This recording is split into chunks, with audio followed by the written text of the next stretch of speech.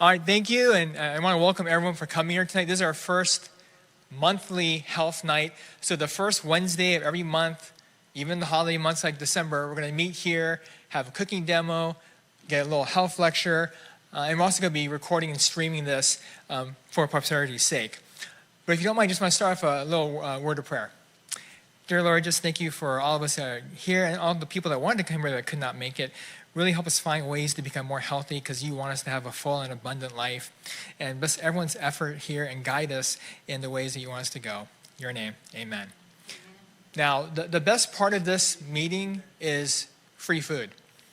So we have Andrea Cavendish over there. She's asking a demo how to make these. What do you call these? Peanut butter Buckeye balls with low sugar, but they're still very tasty. So actually, this is going to be kind of hard, but if you don't mind kind of going over and kind of surrounding her, and then we'll learn how to make it, and then we get to try it out and give her immediate feedback.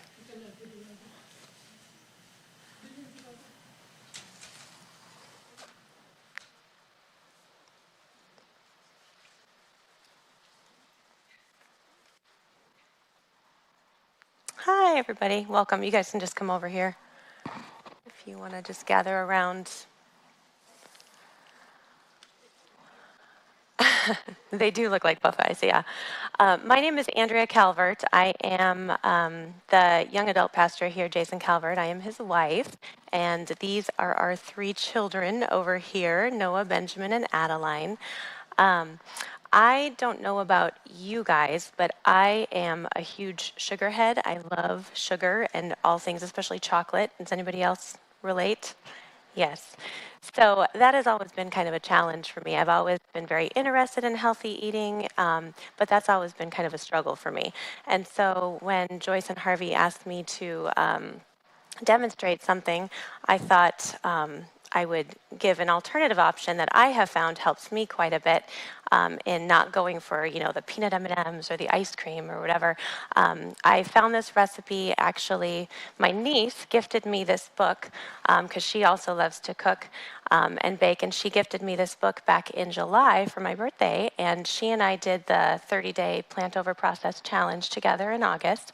And so this is a really good book. I like it, and that's where the recipe comes from. There are copies for you guys to take home with you. So basically what these are is they are peanut butter Buckeye protein balls. And so you'll be able to sample them and see them over here. What I do is I like to just make a batch and keep them in my freezer because I get quite a craving quite quickly for something sweet. And if I don't have something like this as an alternative, I am going to go for the bad stuff. This recipe is actually, it's vegan and it's refined sugar-free. So I have all of my ingredients up here and I'll show them to you. When I get to the chocolate chip portion, these are Lakanto chocolate chips. They are a little bit more expensive, obviously, than the regular chocolate chips, but these are vegan and refined sugar-free. They're sweetened with monk fruit sweetener, and so these are the ones that I like to use. There are other options out there that are just vegan or just sugar-free, but these ones are both, and so I like to go with this option. So I'm going to kind of demonstrate how I make these, and then we'll just go from there. It takes a little while to put the peanut butter from the jar into the cup into the container because it's peanut butter and it's sticky. So I actually pre-did that. So this is 2.5 cups of peanut butter. If you have a preference, you can use almond butter, you can use cashew butter. It's up to you. I don't mind the peanut butter taste. So this is 2.5 cups of peanut butter.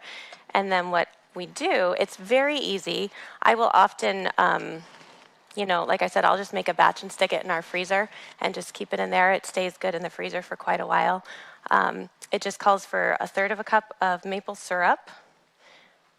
I got this maple syrup from Costco. I don't know if there are any other Costco shoppers out there, but I love Costco.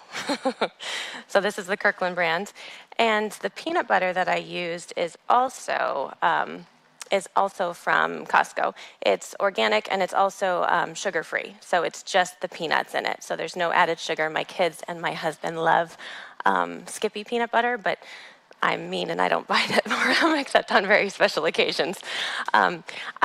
I like this recipe because it satisfies my sweet tooth, and I have a very, very strong one. I think I could probably compete with any of you for a sweet tooth. And I also like it because it fills you up. Between the peanut butter and the protein powder, it's not going to leave you still feeling hungry, because I don't like to be hungry. I get hangry. So this, I have a couple of different protein powder options. This one, again, is from Costco. I like to buy it in bulk when it goes on sale. Really what I look for in my protein powder is that it's vegan and that it's so that it's a plant-based.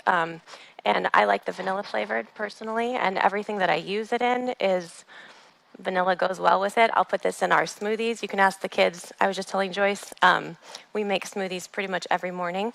It's a good way to get some extra fruits and veggies in, especially stuff that they're not as willing to eat plain.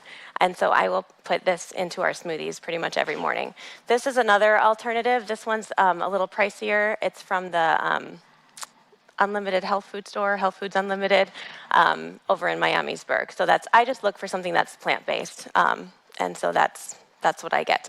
So I'm going to put 3/4 cup. It's really just essentially, basically 4 ingredients in this recipe. So it's very easy, even for people who, cooking is not your thing. It's a very easy recipe to put together. So I just do 3/4 cup of protein powder. And then what you're going to do is just kind of mix it together. And it's going to kind of, you can see you're just mixing this together. I'll also add like a pinch of salt, a little bit, and then you just mix it all together until it's all mixed. And then I'll show you how I form it into the Buckeye balls. I have also made this recipe in bars, like putting it into a flatter pan and then melting the chocolate and putting the chocolate on top. But I have found that, for me at least, when I go to try to cut it into bars, the chocolate tends to break, and it's not as easy to get out. So my preference is to make them into balls. It takes a little bit more time up front, but then you're not getting breaking chocolate when you're cutting it on top. So you can see it kind of makes a very thick mixture as you're mixing it.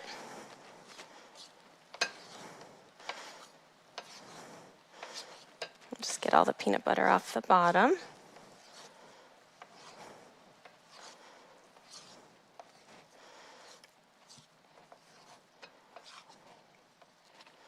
And then the key is to make sure that you have wet hands. So if I'm at home, I'll do this by my sink and make sure that I can just keep wetting my hands, because if you have wet hands, then the peanut butter is not going to stick as easily to your hands. It'll come off more easily. So I just have a bowl of water because I wasn't sure if I would have access to a sink here. So you just make sure you have wet hands, and then you're just going to kind of take, and because of the protein powder in it, it's not going to be just like a straight up peanut butter consistency. And you just take it and form it into kind of a ball. I like to do it about that size, and just plop it on the plate. And then keep going, and you'll make it like this. I'll make several so you can see. Thank you. And then when your hands kind of start to get dry, you'll notice that the peanut butter is going to stick a little bit more, and so I just wet them again and keep going. Now what I do, I don't like to melt the chocolate and put the chocolate on when it's very doughy like this, because it's just going to fall apart in your hands. So what I do is I will form these balls, and you can see that it takes just a few minutes to put together, so you don't need very much time. And then I just will put it in the freezer for a while to let it harden. I'd say, I don't know, maybe an hour or so. It doesn't have to be perfect, and I'll just let them harden in the freezer. So that way when you're putting them into the chocolate chips, it's not going to just go into goo in your hands. So that's kind of how you form the balls. Let me dry my hands off. So once they've gone in the freezer for a while, and they can go in the freezer all day. I mean, you can cover them in chocolate the next day if you want to. It's a very forgiving recipe. Whenever I'm ready to melt the chocolate, I will take them out of the freezer. and kind of just let them sit for a little bit so that they're easier to get off the plate because they're really hard to get off the plate initially when they're frozen. So then I'll just kind of use a knife and get them off the plate. How I melt my chocolate chips, I don't have very good luck in the microwave. I don't know why.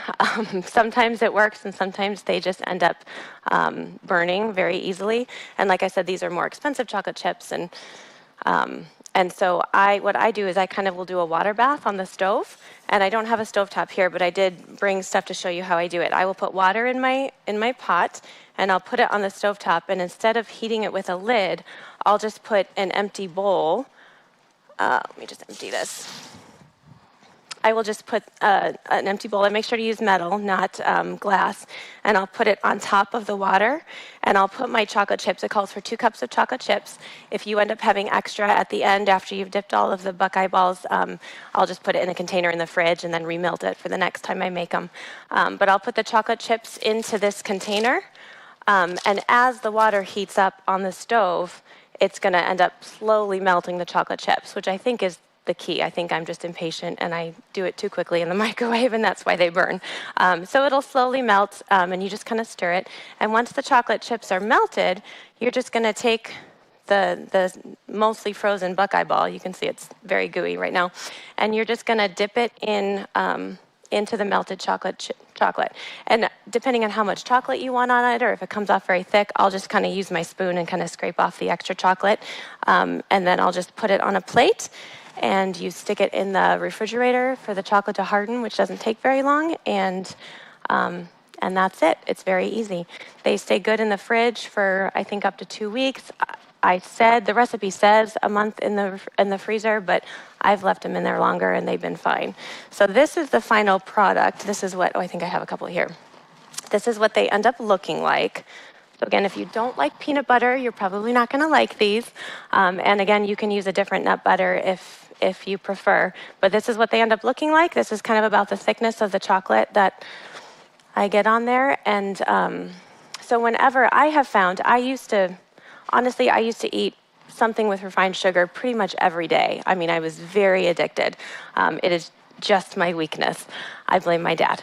And so this recipe or recipes like this, I have really found to help me to get away from, the ice cream. Or sometimes when I would crave sugar at home, if there was nothing, because I would try to just not keep anything in the house, I would go for the chocolate chips from the bag of Costco chocolate chips, anything to satisfy that craving. So this recipe has actually really helped me to really just stay away from those things, except for very special occasions. So I hope that you like it and that it helps. I find that it just helps to be very intentional, often on Sundays. The kids can attest to the fact that I try to pre-make something like this on Sundays. Everybody's very busy. And so I will pre-make something and stick it in the freezer. I will often pre-make a bunch of baked tofu to stick in Buddha bowls or salads throughout the week. So I think that one of the keys to, at least to healthy eating, is being intentional up front and kind of doing some prep work ahead of time to keep food handy in your refrigerator or freezer, that when you get hungry, you have options to go for rather than the easy stuff, the salty chips or the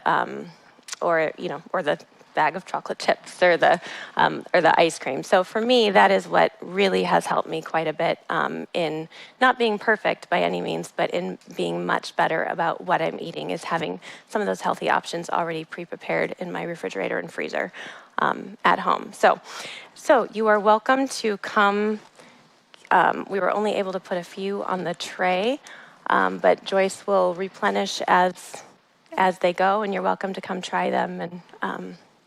And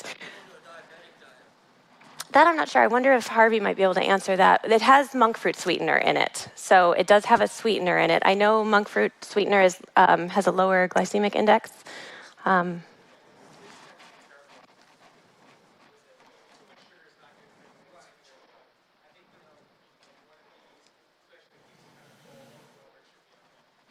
Yeah, they do because of, like I said, and the peanut butter doesn't have any sugar in it. And so because of the peanut butter and the protein powder in it, they do pack a punch in your stomach, which I like.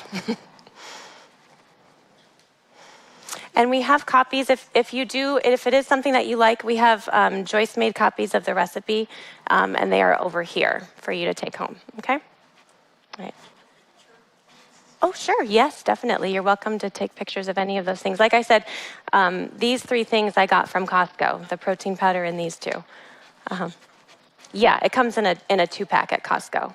And like I said, any peanut butter or almond butter or cashew butter will work as long as you look at the ingredients and just see that they don't have any added sugar in them. Yeah. No, these you get from the Health Food Unlimited store. That's where I got it from, over in Miamisburg. This one's from Costco. So these 3 are from Costco. And then these 2 are from the Health Foods Unlimited store. And like I said, I will often just keep an eye on the Costco sales flyer. And when they go on sale, I'll just buy them in bulk. Yeah, that's from the health food store. Oh, good. Oh, good. I'm glad you enjoy it. Oh, good. Thank you. Any other questions? Oh, you're welcome. You're welcome. You're welcome. Thank you, guys. And the recipe's over here if anybody wants to take it.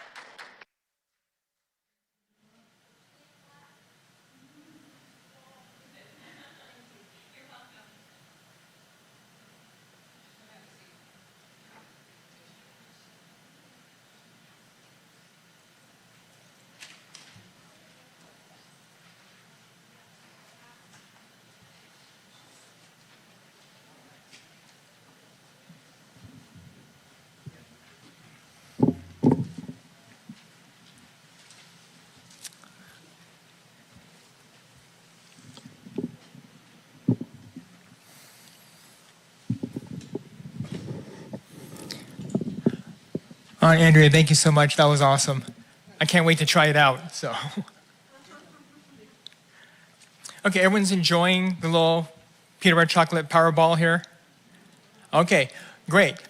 So let's talk about total health here. Who here wants to be healthy? Otherwise, you wouldn't be here. Okay, obviously. Okay, why care about your health? Why don't we just go see me in the office and get a whole bunch of medications? You can. So what is the #1 cause of death in the U.S.? And move on the side here. Close. It's heart disease. What's number 2? All-cause cancer. What's number 3? No, it's medical error. That's when bad things happen. Doctor gives you the wrong medication. You go to the hospital, get a wrong procedure, complication, and then you die. Who's surprised by that? Okay, everyone should be surprised and scared about that. So the less things that I can do to you, the less meds I can give to you, the much better off you're going to be. All right, now we have some choices here. There's the easy and the hard way. And people often say, I don't want to make these hard choices. I like sugar, I'm just going to eat sugar. But this is actually not that hard of a choice. The harder choice is lifestyle versus this. So it's easy for us at the hospital to do a bypass surgery on you. We love doing that. We make a lot of money on that. But you get to choose which path you want to go on. Now, there's some other choices that we're going to talk about here as well. So you can be really healthy, or you can be what we call medically healthy. Okay? So I can pump you full of medications and make all your numbers better, but that still means if you have diabetes, high blood pressure, high cholesterol, I can get all those numbers down with a bunch of medications, but guess what? You still have high blood pressure, diabetes, and high cholesterol. What would be better is if you can reverse all that and make you undiabetic, unhypertensive, unhypercholesterolemic. Reverse all these processes. That'd be the best way. Now, the reason that I care about this is because I used to be the guy on the right. So here's a picture of me coming. So I injured my knee, and then I kind of realized, yeah, it's me. And I realized, my friend actually said, did you Photoshop that photo? But it's actually legit. But I messed up my knee, and I realized it's because I'm carrying a 45-pound backpack of fat that I've accumulated since college, and I need to get rid of that. And I was also treating myself for high blood pressure and high cholesterol. And then I also realized that we just had our second kid. I'm not going to be able to play with that kid with a messed up knee, and I keep on gaining weight. So I listened to the church's health message, stopped eating dead animals, became vegan, thanks to my wife, Joyce, there she is in the back. Started running, lost a bunch of weight, got off my medications, feel great, and try to promote health to as many people as I can see. And I actually have my story kind of published in Runner's World online. All right. Now, most people say that, it doesn't matter what I do, my parents, they curse me with their genes, I'm stuck with it. There's a great kind of synopsis of a bunch of studies in Time magazine, and the line is, why your DNA is not your destiny. And the tagline from the article is this: genetics loads the gun, but behavior pulls the trigger. You may have a bunch of bad genes that your parents gave you, but by smoking, eating poorly, thinking negatively, and not exercising, that's the thing that's going to activate all those genes and make you have cancer, heart disease, and eventually some bad outcomes, including possibly death. Question or? Okay. Now, this is a great study called Interheart, and what they looked at about 60 or 70,000 people that had a heart attack and people that did not. And they looked at all these factors and tried to figure out what made them have a heart attack. Now, what you can see on the far left, maybe you can't see, it's kind of small, but it says lifestyle factors. Half the risk of having heart disease is lifestyle mediated. It's not your genes. It's, do you exercise? What do you eat? Are you stressed out? Now, the other factors he found in the study were basically diabetes, high blood pressure, obesity, abdominal obesity especially, stress, cholesterol. All those factors put together explained 95% of your risk. It wasn't genetics. And the crazy thing is, if you look at cholesterol, hypertension, diabetes, etc., that's all lifestyle mediated as well. So that lifestyle column should actually even be higher. Who likes math? Okay, I was going to say you're a liar, but that's not nice. But okay, so you have 10 candy bars. You eat 9. What do you got? You got diabetes. Okay, good. So you know the joke. Okay.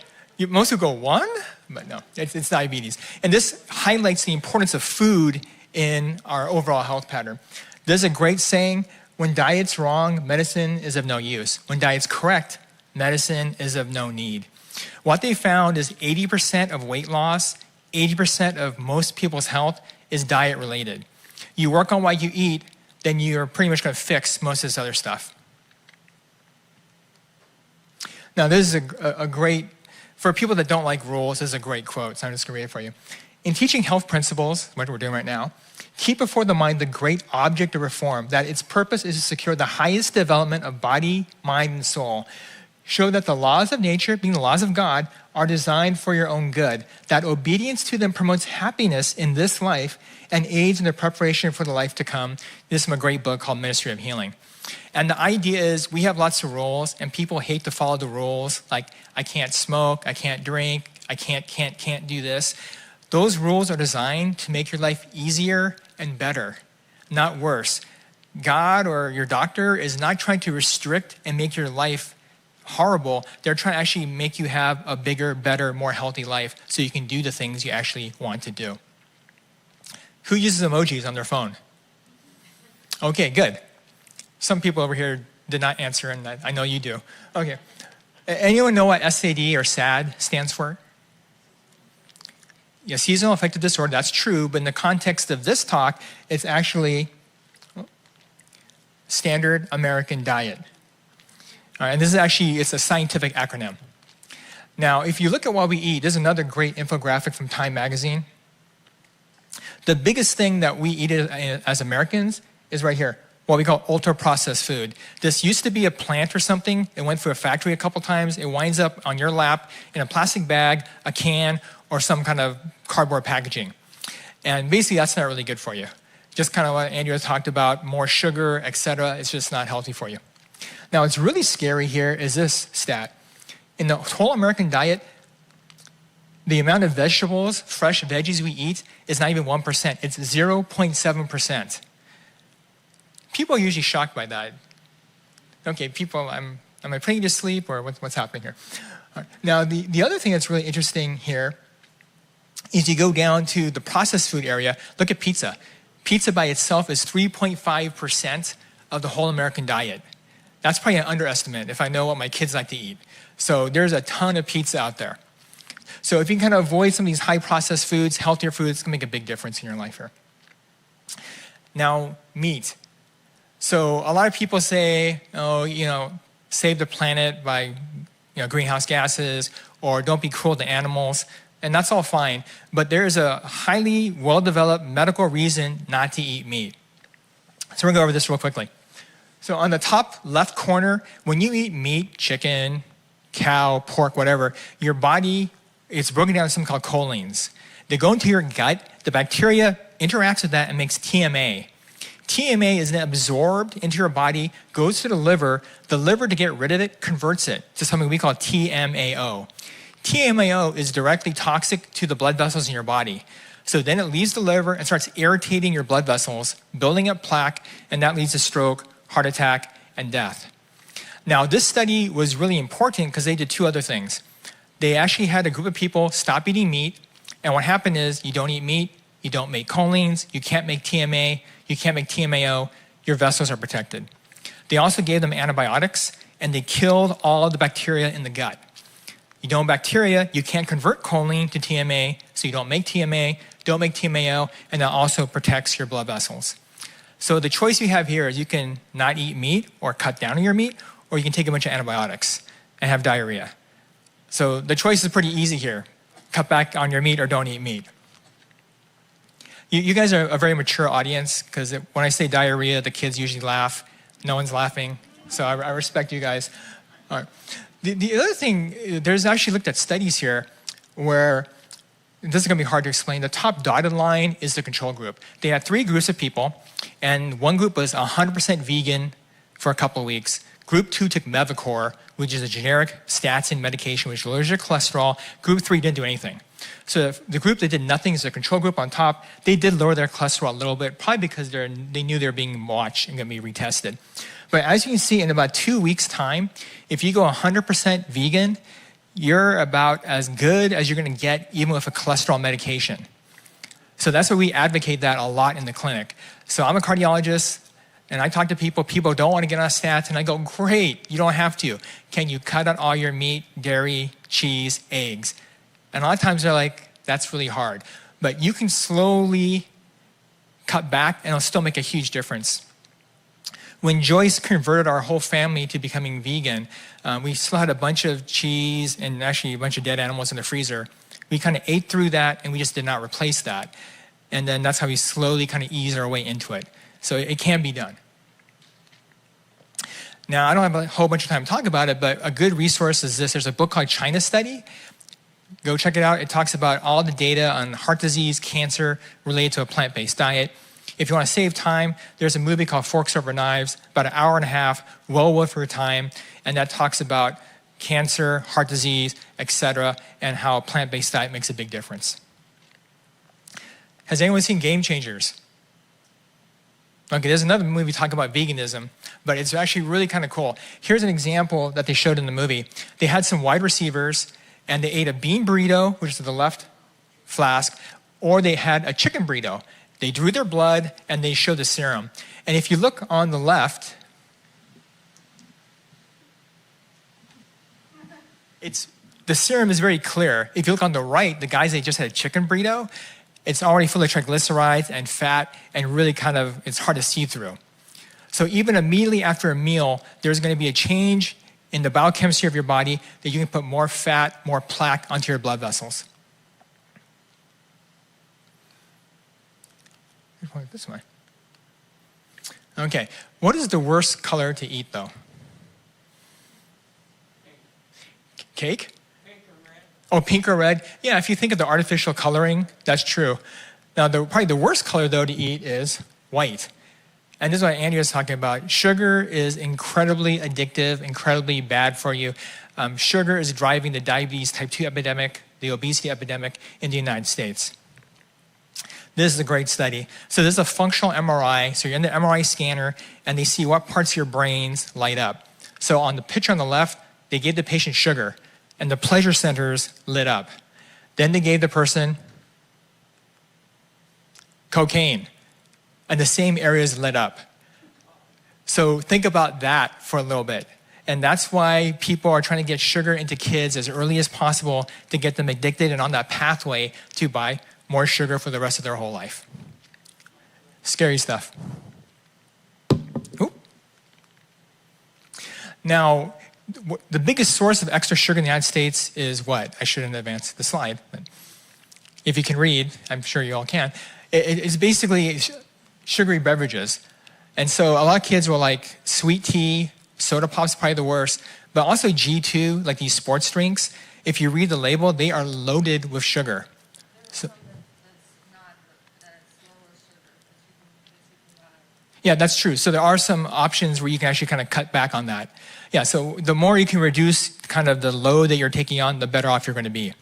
So the other thing that's really interesting here is fruit juice. That's the third worst source of extra sugar in the US diet. So lots of moms hate when I show this slide because they're like saying, when I give my kid 100% organic orange juice, are you saying I'm a bad mommy? And what do I tell them? Yeah, you're a bad mom. I don't say that because that's mean. But I do say you could do a little bit better. And the problem with juice is they took all the pulp and stuff out of it, so it's a big sugar spike, a big insulin spike, and that makes you just kind of gain weight. It's a bunch of calories your kids don't need. So the mantra basically is, don't drink your calories. And that's what we tell patients. What do they do with these new soft drinks now, like a Coke Zero and things like that? Are they really better for you or not? So I didn't have time to put this in, but there's been a bunch of studies now. The amount of weight you lose or gain with diet soda is usually 0. Most people gain weight, and there's some theories behind that. The other thing is artificial sweeteners, the stroke risk and dementia risk is probably worse than with real sugar. So now if you drink a bunch of Coke and you go to Coke Zero and get to water, I think that's a great transition. Same thing like real meat, veggie fake meat, to no meat. Those are things that help people make the change. Yeah, I think it's hard. I think it's really hard to ask people to go from eating, meat every day to becoming vegetarian overnight. You're actually asking too much, to be honest. Oh, this is a great movie. Oh, go ahead. Just was curious about natural sweeteners like monk fruit or stevia. Yeah, so it's the same thing. The less you have of like honey, stevia, whatever, the better. But as a transition, it's better than having just a bunch of raw sugar. So, but it's still sweet. It's still sugar. So you're putting honey in that same category? Yeah, I would. And so you want to minimize that as much as possible. Now people are really hating me because now he can't have anything tasty. No, but They say there's some benefits to honey. yeah, some people believe that. It's not very well described or experimented on or studied. I think the idea is like radiation or smoking. The more you can lower your exposure, the better off you're going to be. Like, I have lots of patients that smoke like 2 packs a day, and the first thing is like, can we go to 1? I mean, you can't say, can you just quit? I mean, we ask that, but that's not going to happen.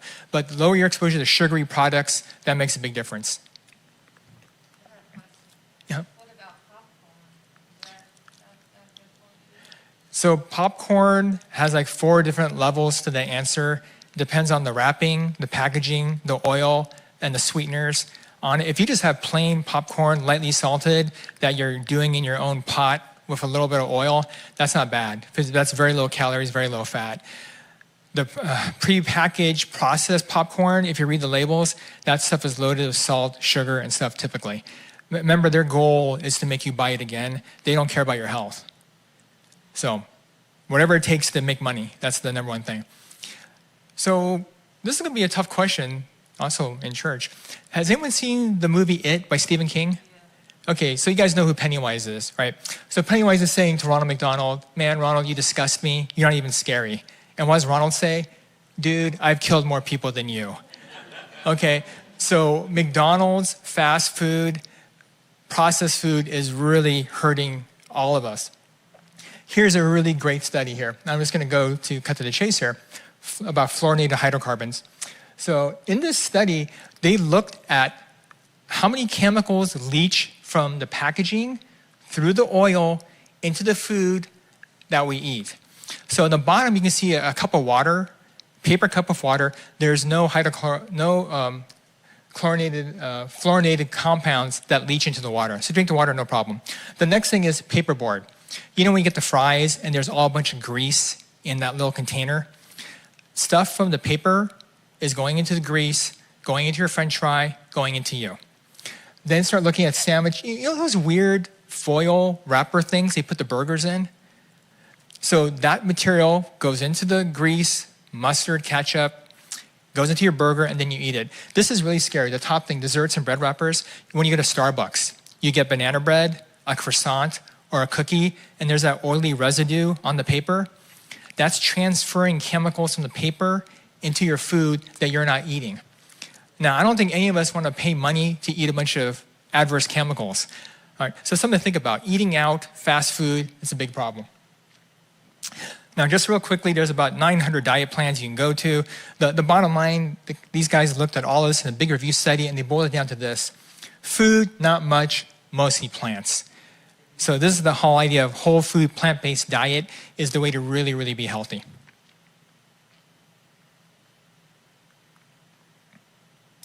Great story. Anyone know who this guy is? Marlon Gibson. This is an incredible story.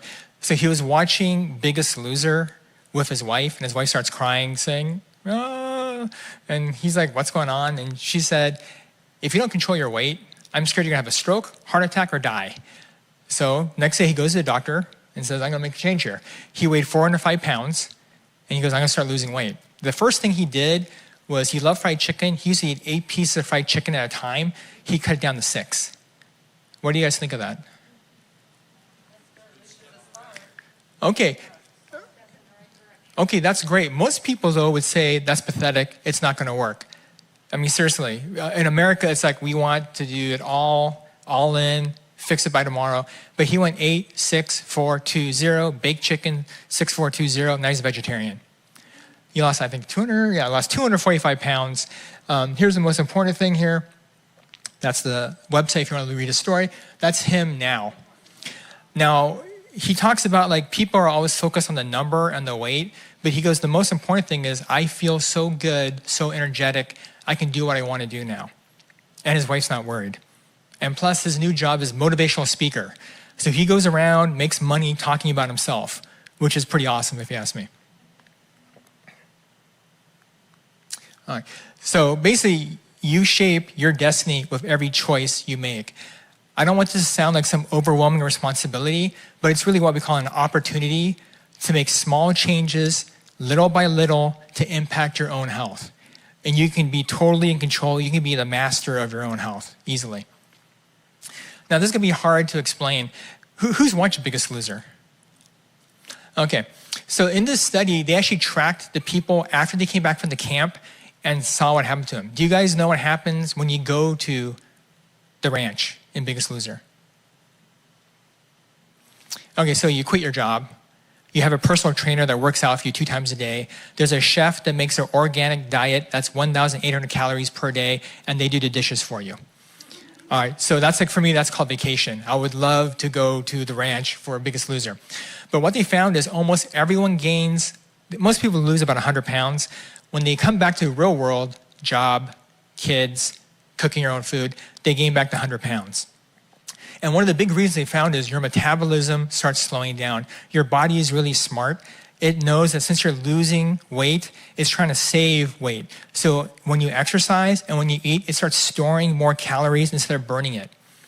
And so at that point, the more weight you lose, you starting to fight yourself to lose even more weight. And that's why we hit these plateaus. So we have to do things kind of shock our body and get off the plateaus. Now, one great way to do it is intermittent fasting. Has anyone tried this? Okay, great. I do it too. Joyce does it. There's a couple different ways. There's 5-2, 16-8. I'm not going to go through the methods. But this study was really great. They told that study participants, do not change your diet, eat the same bad food, do not exercise more. All you got to do is not eat for 14 hours. They ate for 10 hours, did not eat for 14. Half of that was their sleep. And they lost weight, fat, visceral fat, their cholesterol went down, blood pressure went down, diabetes got better, and they slept better.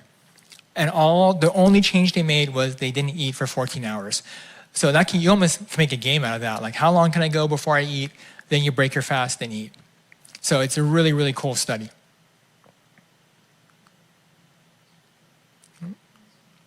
All right, who wants to get a six-pack? Okay, this is the easy way to get it. Okay. So the six-pack, though, is not made in the gym. The six-pack is made where? In the kitchen. All right, diet is still really, really important. But I'm going to switch over and talk about exercise just a little bit here. So, and the reason exercise is great, but diet's more important, is you cannot outrun a bad diet. So suppose you eat a medium pack of fries, you need to be in the pool for an hour, 15 minutes just to get back to zero. So we don't have the kind of time to burn off those calories and try to get a negative calorie deficit. So the better thing is just don't take it into your system. That's the easiest way to go. Now, you got to use it or you're going to lose it. This is a really interesting study.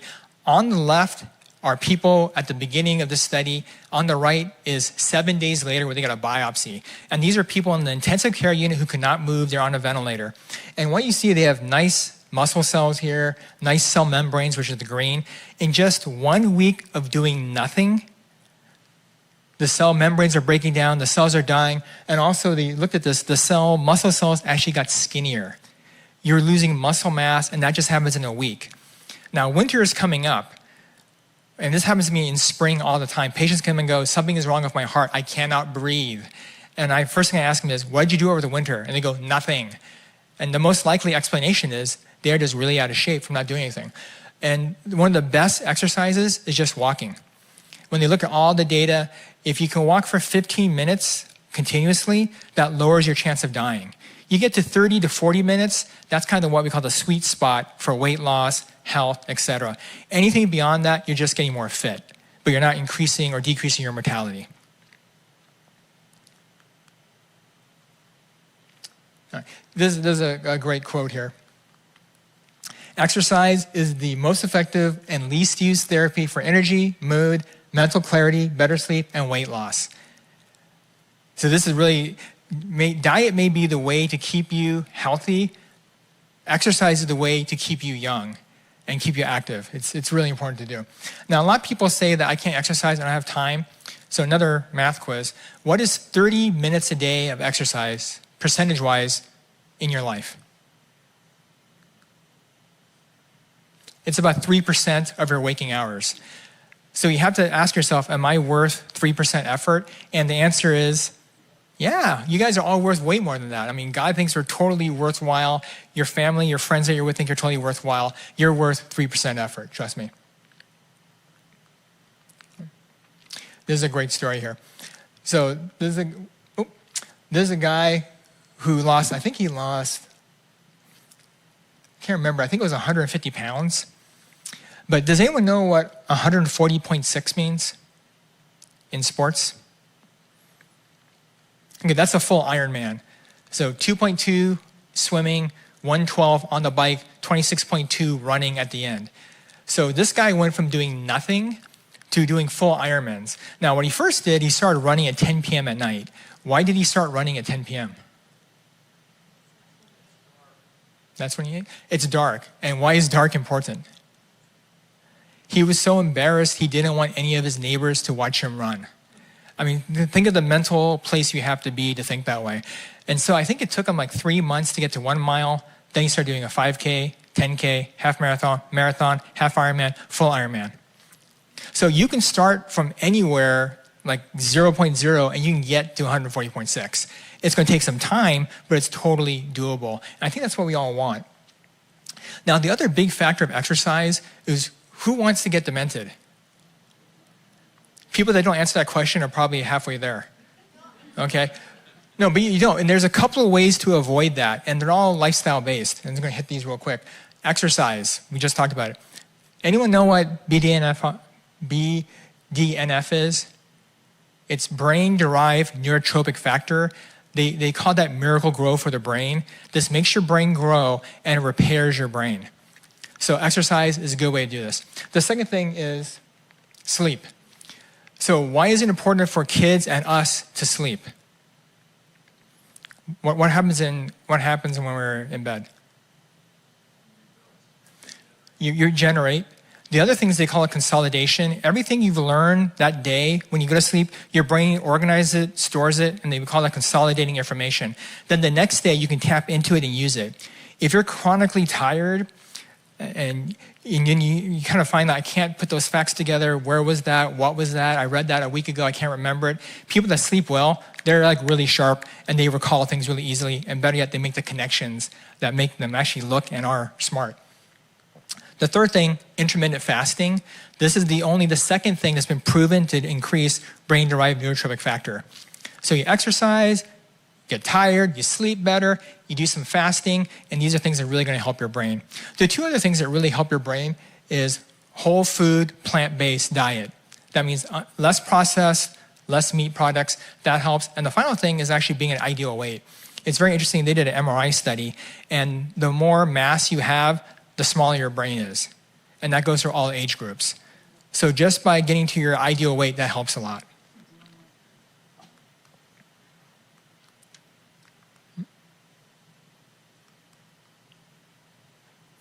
Okay, de-stressing.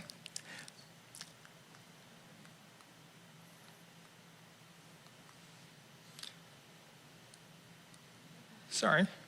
Okay, so I'm a big runner, but if you do this at work, you're gonna be called down to HR, and you're gonna have a problem. Okay, so there's other things you can do here.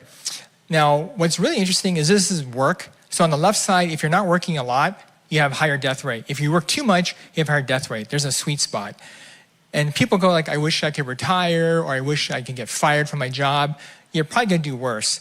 There's a lot of people that cognitively fall off the curve once they retire. So being mentally active, socially engaged, being in your group, really, really important.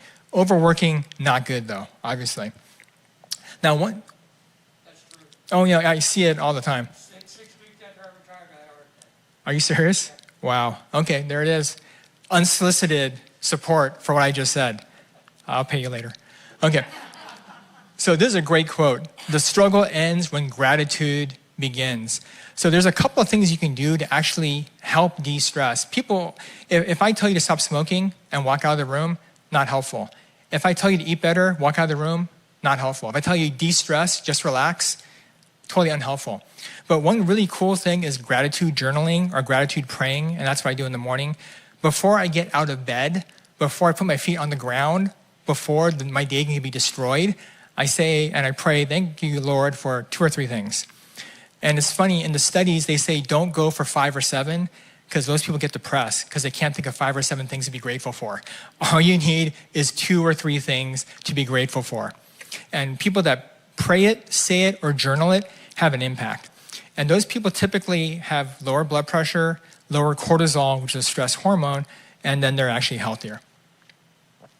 And attitude is so important here. I love this quote. Nothing tends to promote health of body and of soul than a spirit of gratitude and praise. And that's once again from Ministry of Healing. So a great quote talking about your attitude. Now this is a really, really interesting study. How does stress kill us? We know it's bad for us. We see the effects of it. But these guys have actually worked out what they think is a mechanism. So what they think is there's a midbrain portion of your brain, the amygdala, and when you get stressed, that turns on. When that turns on, it sends signals to your bone marrow to make cytokines and inflammatory markers. Then your bone marrow pumps these things out and they go to your bloodstream and then they hurt your bloodstream. So how can they prove it? Well, they did a really, really good study on it. So these are all PET images. These are nuclear images tracking different molecules in your body. We'll talk about the left one first. This is an unstressed person. The midbrain is not activated. The aorta, the main blood vessel, has very few red dots. It's not inflamed. And the bone marrow is quiet. The stressed out person on the right, those little horns in the brain, that's the midbrain being activated by stress. Then the aorta is all red and inflamed, and that's because the bone marrow is all turned on. And this is just by people saying, yes, I'm stressed, or no, I'm not stressed. When we study stress in medicine, we don't do anything fancy. We just ask them, are you severely, mildly, or intermediate level stressed? It's just a question. So it's pretty strong data.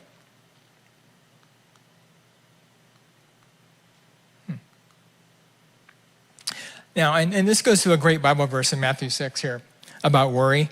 It's great when my oldest son's in college right now, and sometimes he'll be telling me he's worried about something, and I say, yeah, don't stress, don't be worried. And then he always, almost immediately sends me this text back, which is awesome. I'm just going to read the bottom here of Matthew 6. And which of you, by being anxious, can add a single hour to your span of your life? Therefore, do not worry about tomorrow, for tomorrow will worry about itself. Each day has enough trouble of its own. By worrying, we cannot fix the past. We cannot impact the future. We just ruin today. So in our thinking here, God has it all covered. Don't worry about it. Just do the best you can, and he's going to provide the rest. This is a great study about anger. So I'm going to flip ahead here. When people get mad, you snap at your coworker, snap at your kid, the chance of you having an MI or a heart attack, a stroke, blowing an aneurysm in your brain, or having a funny heart rhythm goes up significantly. How long do you think that risk persists? Okay, it's about 2 hours. So when you get mad, there's about a 2-hour window where you're going to have an increased chance of all these things happening. And that's been well documented in the earthquake studies in California. Earthquake happens at 6:05. The next couple of hours, there's a whole bunch of people going to the ER, not from physical damage, but from heart attack, stroke, etc. Now, what's really interesting is the reverse. There's an incredible study here. I hate to show this in church, but it's a really good study. They had people watch Something About Mary or Saving Private Ryan. Has anyone seen these two movies or want to admit they've seen these two movies in public? All right. So Something About Mary is a comedy. Saving Private Ryan obviously is a very intense war movie. And what they did is they measured your blood vessels in your arm. And what they found is that when you laugh, your blood vessels dilate. And that's the graph on the left. Everyone's blood vessels got bigger, which is what you want. You don't want constricted blood vessels. Now, when you just watched a stressful movie, everyone's arteries got real tight. You're not in a war. You're just watching a war movie, and it has that much of a physiologic response. Now, the cool thing is, how long does this protective effect on your blood vessels last? 2 days. So if we get mad, 2 hours of risk, 2 hours. If we're happy, laughing, 2 days of protection. So really, we are wonderfully made. Our bodies are awesomely designed. So it's really cool to think about things like this. Attitude matters. This is a great verse. Just want to read this to you.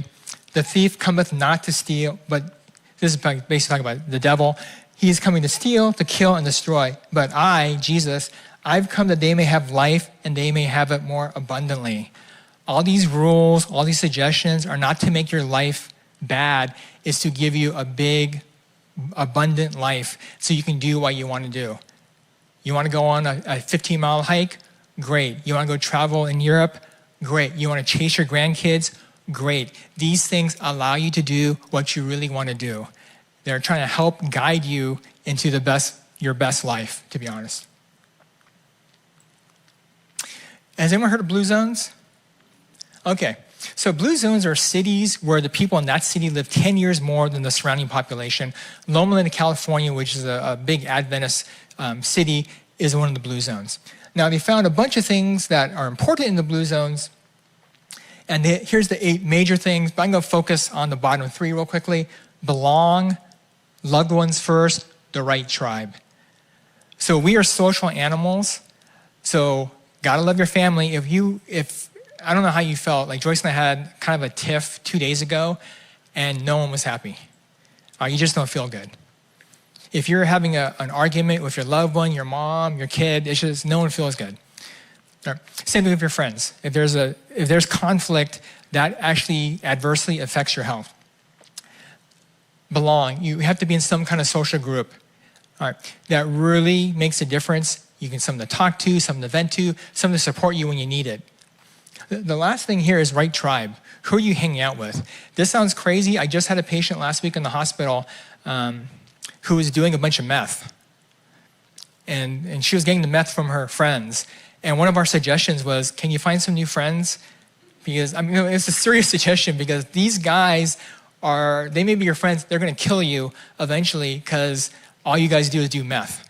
All right, can we find a different group? And I'm going to give you an interesting example here. This is what we call a social map. This is from Harvard School of Public Health. Every yellow dot is an overweight person. And what they found in this study is overweight people cluster, healthy people cluster. So think about it. If you like pizza and bowling, you're in one group. If you're the runners, you're in another group. You're the bikers, you're in another group, the golfers, etc. And all these people will start eventually having similar habits, likes, and interests. So the other thing they found in this study is an obese or overweight person can affect your weight even if there are 4 degrees of separation away from you. And we see this at work. Suppose you go to work and there's a guy you don't like. He's kind of creepy, but he brings in Bill's Donuts and says, everyone can have Bill's Donuts. What are you going to do? You're going to have a donut, not even thank him, but you would never hang out with this guy. That person has adversely affected your health and you don't even like him. Now, the reason I'm showing this, though, is when people learn stuff like this, we can now go to our workplace, our family, and we can have a positive influence reverse and make those people healthy. And that's why we do this stuff. Here's another way to think about this. Has anyone heard the analogy of the river? Okay, so you and your friend are having a picnic on the shore of a river with a nice waterfall. And you see a kid floating down the river, and suddenly he falls off the waterfall and dies. So you and your friend get up, and then you see another kid coming down. So you guys jump in there and save the kid, but more kids are coming down. So now you're like running around, swimming like crazy, throwing kids on the shore. But then your friend swims out to the shore and starts running. And you're like, dude, come back. We have to save these kids. What is your friend doing?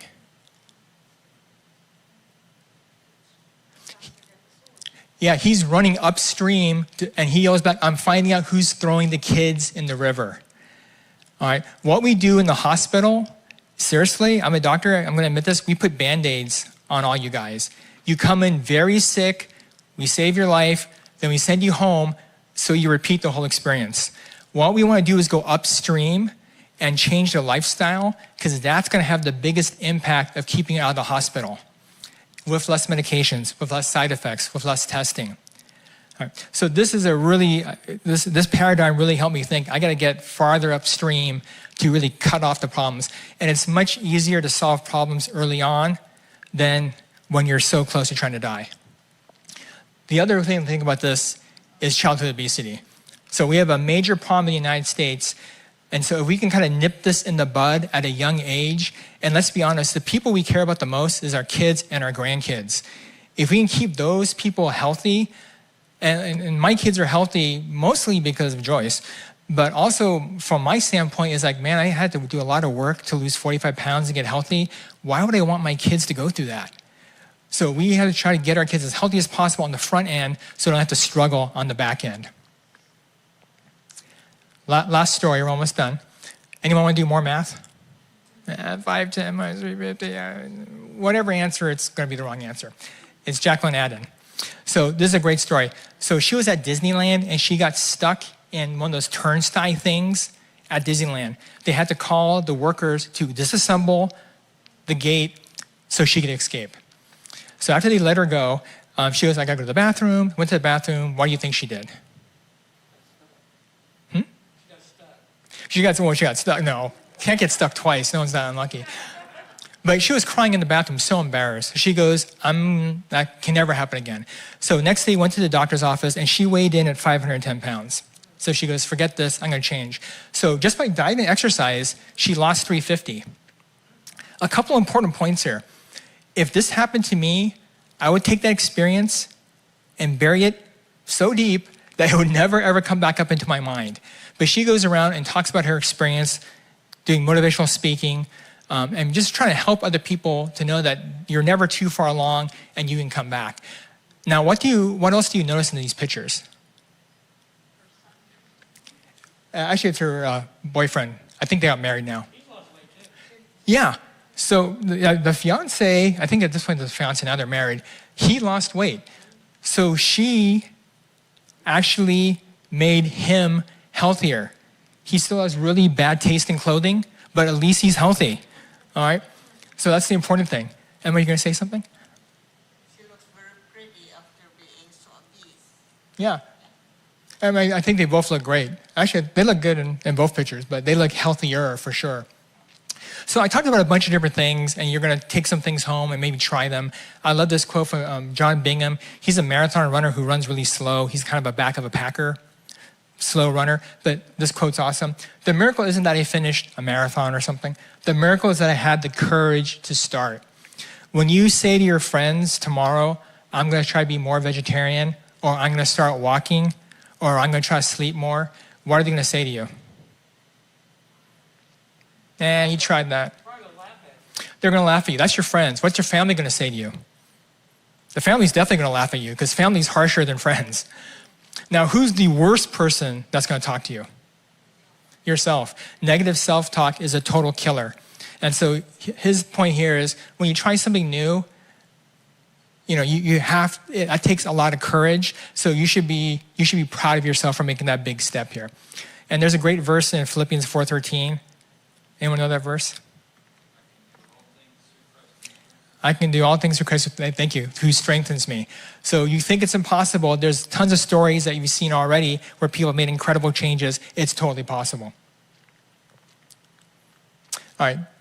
I love this quote as well. The secret to living well and longer is eat half, walk double, laugh triple, and love without measure.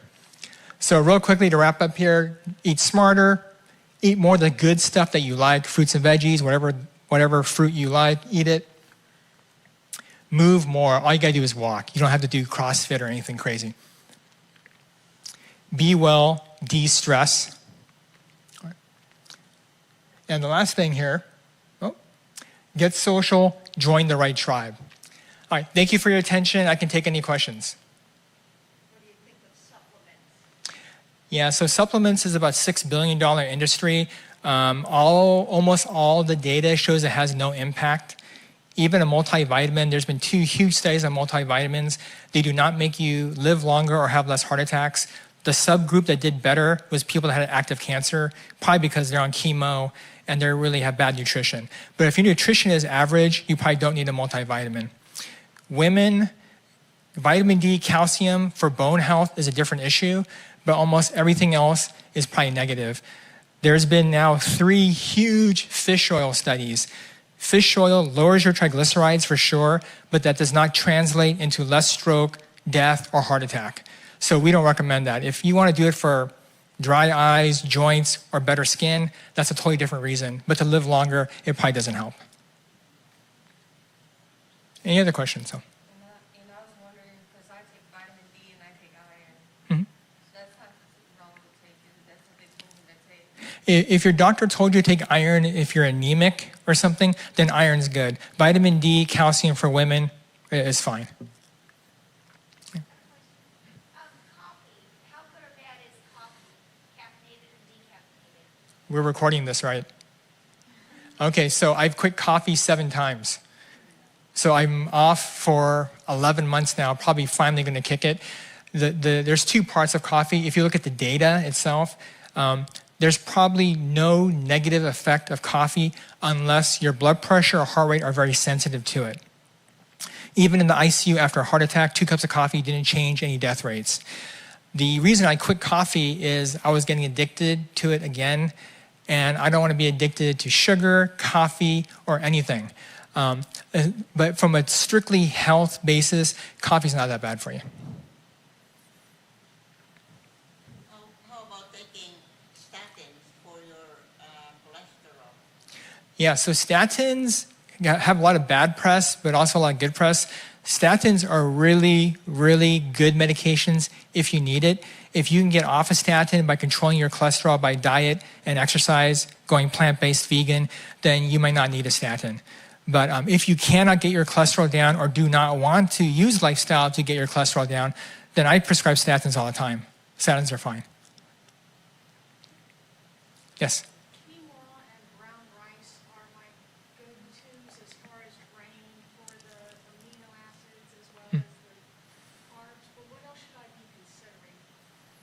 So the question's about quinoa, brown rice for carbs. The big thing about carbs, the bad press that they got is because of the processed food. Like if people go on keto diet, the reason they drop weight is they drop the carbs, which is all the garbage, and it takes 4 molecules of water to get 1 molecule of carb into your body. So you drop a lot of water weight. So if you just drop bad carbs, you're in good shape.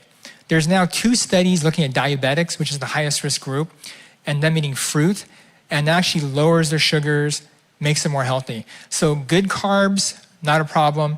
Bad carbs, you want to avoid it. White rice is in the category of bad carb. So brown rice is a great choice.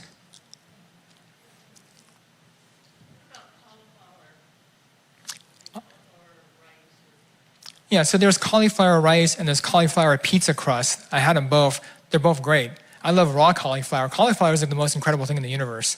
So Joyce will roast in the oven, like I guess you call it braise. What do you call it when you? Broil, that thing. Yeah, I eat it. I don't know how to do it. But you broil cauliflower and it tastes incredible. And then she did one where she had ginger, miso smeared on the cauliflower, and that was totally out of control. Even the kids will not stop eating that stuff. It's so good. So cauliflower is great for you. Jet's Pizza, which is not good for you, Detroit-style thick pizza, they have a cauliflower crust. Costco has a cauliflower pizza crust. Yeah, try it out. Other questions? Do you find yourself wishing you could eat some of the things, missing out, feeling like you're missing some of that wonderful stuff that you used to eat? I don't know. So the question is, do I miss some of the wonderful stuff I had before? The answer is sometimes. So there's 2 ways that I look at that. I do have a cheat day. So for me, it's Saturday or Sabbath. That's when we get together, we're social.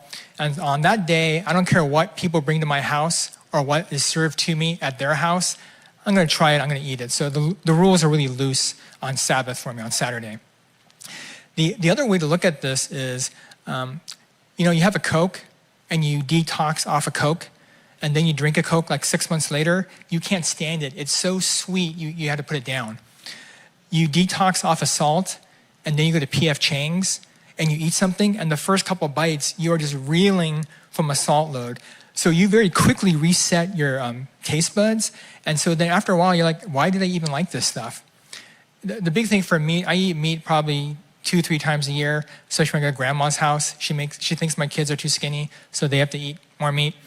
So I eat a little bit of meat, make grandma happy, but man, I feel so sluggish, and that reminds me, man, don't eat that stuff. I want to be energetic, be awake, and so it helps remind me that I'm happy not to eat that. So even coffee, which was hard to give up the first 6 times, now it's like I don't even miss that. So. I've often heard about protein. They say vegetarians seem to lack enough protein in their diet. Is that Yeah, the questions about proteins and being vegetarian or vegan.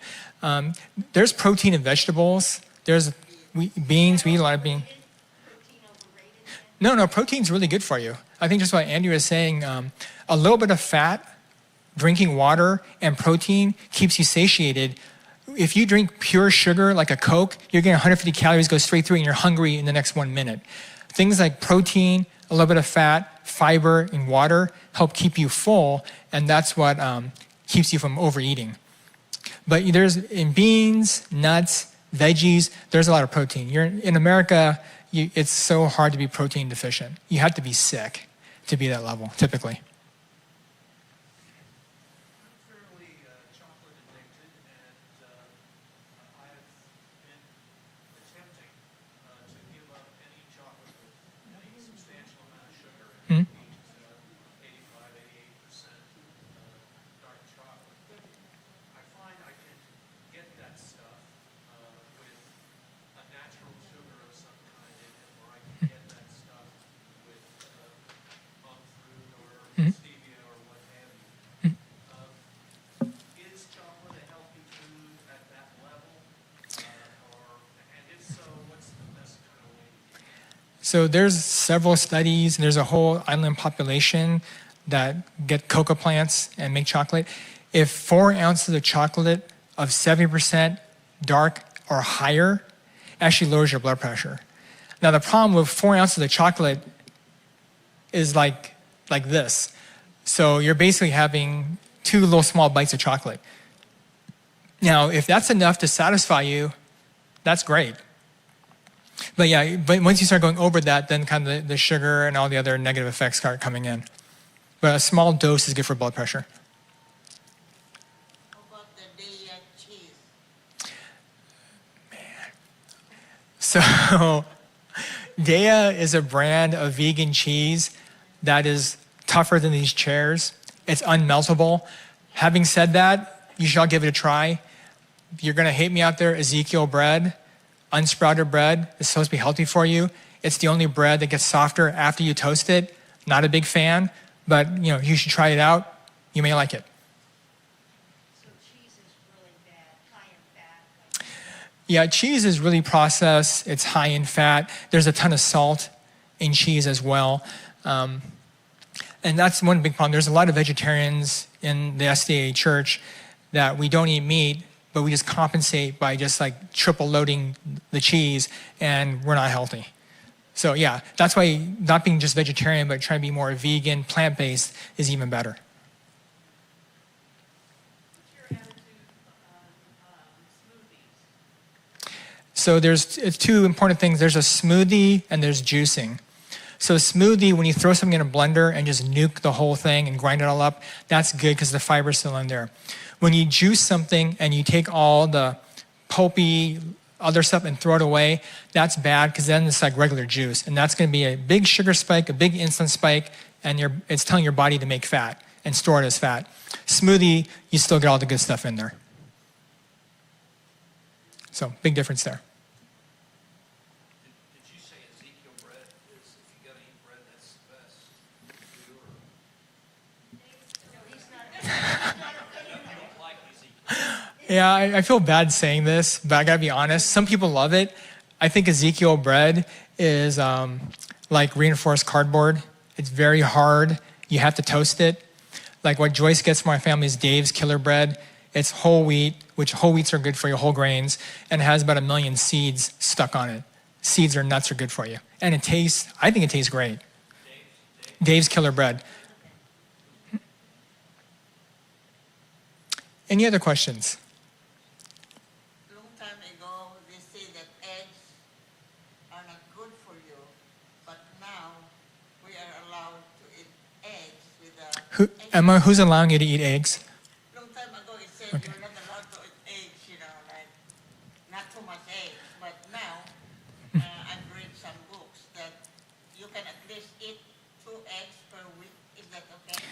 So the egg question is complicated because the studies aren't so good, but the biggest study is 11 eggs per week or less did not increase your cholesterol, which is the big concern. The problem is all the cholesterol is in the yolk, but all the omega-3, 6, 9s are also in the yolk. So all the good and bad is mostly in the yolk. But I would limit your egg consumption because for some people your cholesterol does go up. For the average large group, a lot of people it can be neutral. And for us, I boil the eggs and then I throw away the yolk and then I let boil the egg white. Mhm. And then he starts looking for the egg yolk. And I told him, well, it's in the trash can. So if you want it, you can get it from the trash can. She's tough, Boyd. Well, the egg whites are good because there's still a ton of protein in the egg whites. So people that want protein, that's a good thing to have. But you don't eat eggs. I eat eggs every now. I used to say I was vegan, and then my wife goes, "You're not vegan. You should be honest." I'm about 95% plant-based, 95% vegan. So, graters every now and then. Yeah, I was gonna ask 2 questions. One, what do you do for pasta? And what's your replacement for ice cream? Yeah, so ice cream, the idea of having a cheat day is really beneficial for 2 reasons. One, it saves your willpower, and then you still get what you like. Cheat day, there's another 80% rule. 80-20 is real moderation. We have 21 meals a day, or 21 meals a week. That means you can have 1 or 2 bad meals. And what's better to do is smash them all in one day. So if you want to have ice cream, have a reasonable serving 1 day of the week. The other 6 days, no ice cream. I've had patients who honestly told me they have 21 desserts a week.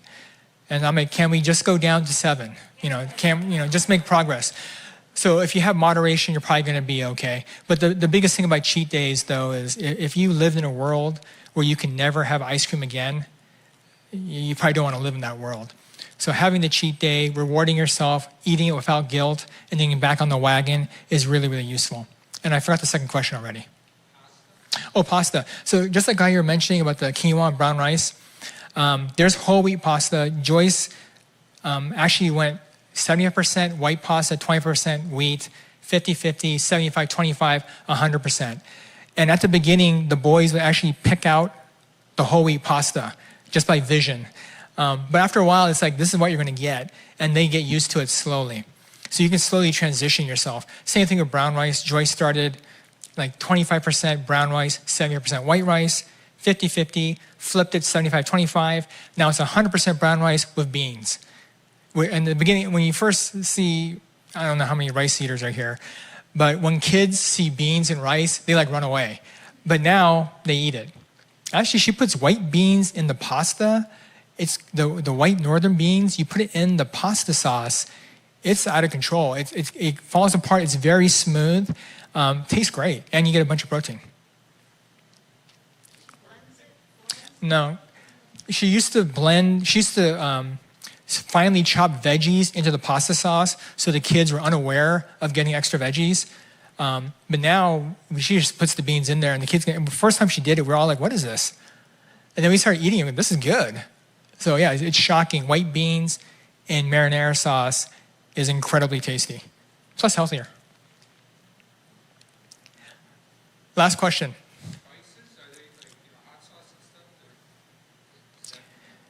So that's more controversial as well, because hot sauces usually have a ton of sugar. If you read the label on like sriracha, Tabasco, it's shocking how much salt and sugar is in it. A little bit is okay. A lot of the spices, turmeric, cumin, stuff like that, garlic is probably healthy for you. Garlic lowers your cholesterol by 10% if you get a big enough dose per day. So that really helps. For the sake of time and letting the AV crew go, we're going to end. I'll stay here for any more questions. Also, if you enjoyed this, please tell your friends. First Wednesday, every night here, get to eat some food, get to hear a lecture, not by me. There's going to be other people giving talks. So, please spread the word. Thank you, everyone. Have a good night.